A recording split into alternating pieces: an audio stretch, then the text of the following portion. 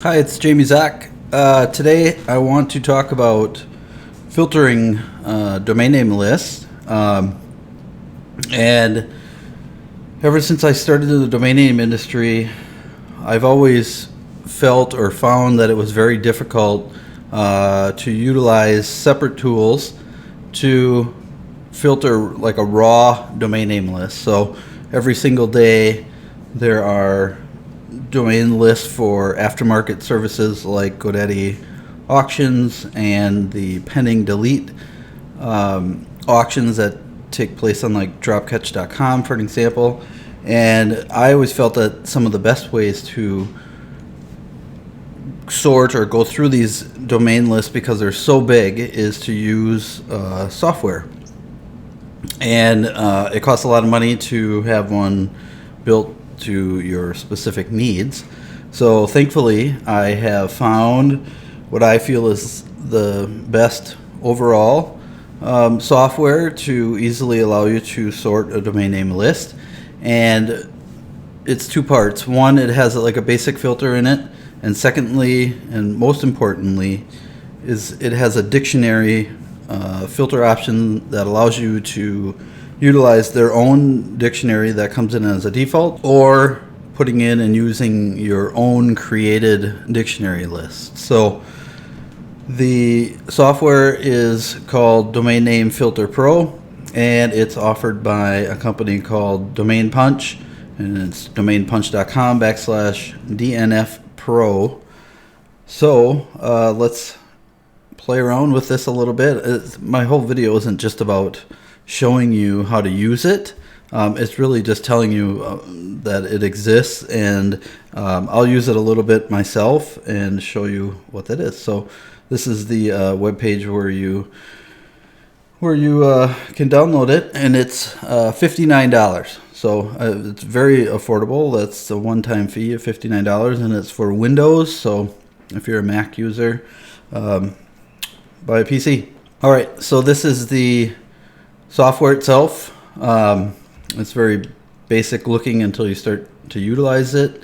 So the first thing you do is click on filters, and this allows you to set up your typical basic filters. So I set the length for a minimum of 3 and a maximum of 16 characters, and this excludes the TLD, so .com. And then I automatically take out hyphens and then all the numbers. So if you didn't want to do that, you can just leave that blank. You could put in all the letters of the alphabet if you really wanted. And then I only want to see .com domain names in my list. You could do .org or whatever you want. If you want .com, .net, .org, whatever you want. It's really up to you. But for this instance, I'm just going to leave .com, no hyphens, no numbers, and maximum length of 16 and the minimum length of 3. And that just kind of stays set in there. You can import or add a list. I don't know. I never was a fan of that. I always just click add, and then I already have a domain list copied. So I'm just going to paste that in there. And then you just click OK. And it literally just imported 43,270 domain names. And this is for an expired GoDaddy list. So that's about 43,000 domains per day that end at auction and expired auctions at GoDaddy. So this is your raw list, the list 1. So I'm just going to run the filter, the basic filter that I just showed you. Okay, so now you have 2 lists. So list 1 was your original list. List 2 is a filter list that took out any number domains, anything besides .com. You now have 14,000. So you went from 43,000 down to 14,000. So that was a big, easy reduction within literally a few seconds. So now I want to utilize the dictionary filter within the tool. So you click on word split, and this gives you several options. the way that you want the domain to be displayed. You can have it not include the TLD. You can split up the terms. So really, it depends on what you're going to utilize the raw data as, and maybe you're going to extract data from a different tool. And if you were going to do that, you needed the keywords to be split up to get the better results. For an example, you can do that just by literally clicking that button. So these are the two that I select, and I normally do the minimum of 1 word and the maximum of 3 words. But you can also do this by doing 1 and 1, and it will only show you 1-word domains that match your dictionary. So let's just do that for now. And that easily, it shows us there's 3 1-word domains that match my dictionary that I have included. You can copy this, you can export this just with these 3 domains, or you can delete this list of the 1-word domains that you just did. So I'm just going to click delete, and that's going to remove just the 3rd list that I created. And we're going to go back to this original filtered list, and now I'm going to click the word split again, and I'm just going to do 1 and 2 word. So now this list 3 only contains 1 word and then 2 word, and there's 2,066 total .com domains that are either a 1-word or a 2-word domain that matches the dictionary that I have put in. So now again, you can export these 2,066 domains. You can just manually go through them and see, what's in the list. I personally will take this list, and then I use a bulk whois search on Domain IQ. I use the instant one because the only thing that I'm really interested in is the creation date. And then you can further sort based upon that. I think the best thing about Domain Name Filter Pro is the dictionary filter. It really allows you to filter a domain name list very easily, very customizable because you literally create the dictionary. So let's talk about the dictionary a little bit, because unfortunately I'm not going to just hand off my dictionary that I created, but I'm going to tell you how I made it. So when building your domain dictionary, you really only want to include terms or dictionary terms that work well as a domain name. So for an example, I included popular given names, so like first names, and then you can also include popular surnames, so last names. So those type of things aren't really what you would necessarily think about instantly when you think of a dictionary. But given names are very popular as a domain name.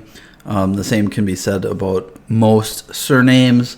You can look for a top 5,000 list or top 10,000 list or something like that. I've included like geographical based states, or if you wanted to do cities, and you can always keep these dictionaries separate too, or you can add 2 dictionaries together to make one. So if maybe you just want a geo service related dictionary, you can create that. But I use just in general a one overall dictionary that includes given names, popular surnames, population of like 100,000 or higher geographical, and then you can find quite a few different English dictionaries that are available online. Most of them are going to be probably 300,000 or more, which is just really full of words that really would not work great with a domain name. So for an example, in mine, I still have to tweak a little bit, but it's not perfect. But like this one right here, it's INS bet. So INS is just really not a great word, and it really could like clog up your dictionary and end up providing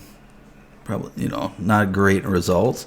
Same thing with ERA10. I mean, ERA, it's still something that I want to keep in there because it can work better. Mr. I mean, again, there's a lot of stuff called Mr. Even though that MR and MISTER is not great for a brand or whatever because you have to cover both ways. But there's still a lot of domain names that sell as Mr. whatever, so it's hard to remove a 2-character like Mr. The same can be said about Go. It's really something though that you could have just not in the list because it can really end up messing with your results. But in general, by looking at this list, and the keywords are highlighted, so it's very easy to read. Since these lists don't go away, you have your original list. So if you look at this compared to that, you can see that the keywords and the domains in general are much easier to read than just looking at something like this. And I can still take this list here, and knowing that they're all .com domain names, you can just like remove or split up and remove. So I clicked this and took away from the .com, and then so now you're literally going to just split it up with a space, and it's going to be right here. So now you're just making it words and not really looking like a domain name. It's just a word. So again, this is the way that you might want to export this list to run it through like I don't know, there's multiple different tools that you could take these keywords as or split up as they are and then get further metrics on them. So that's just a further option. Then at any time you can go back to your word split. This should really just say dictionary, but this isn't word split. And then put back whatever way that you most commonly use. It's very easy to switch this to, if you only wanted to see 3-word domains, for an example, you could do that and then just save it. I really like how it keeps the original list here because then you can just keep on filtering the list how you wish. If you wanted to do it .net and .org, and then run the dictionary filter off of that as well. It saves so much time because you're going from 43,000 and just with a generic filter down to 14,000. And then when I ran my dictionary filter against it, you're down to 2,000. So a massive reduction of 41,000 domains. And it puts it back in line with really, out of those 40-some thousand, you're probably only considering maybe a few hundred at most that would be worth the bid on at all. So, and again, this is really just time saving. You don't have to put any data with these domains. You can, physically look and say like, oh yeah, vomit.com, that's a good domain. And some of these just don't make any sense. Delight Studio does. Is it a great domain? Probably not. So just looking through this, I can kind of pick like, yeah, this is worth bidding on, or this is a good potential brand, or, this sticks out at me for whatever reason. I want to look further into it, make sure you check trademarks and those type of things. So DomainPunch, that's made by a company called Softnik. I've had zero problems with the software. It always works. Again, it was only $59, one-time fee. So if you're looking for a domain name filter that is flexible, certainly check this out. You can, I think it's 30 days. You can download it and utilize it 100% for free. So That's a no-brainer if you just want to sort domain lists. I hope the filter software is something that interests you. It can be extremely helpful if you play around with domain name lists at all. So good luck.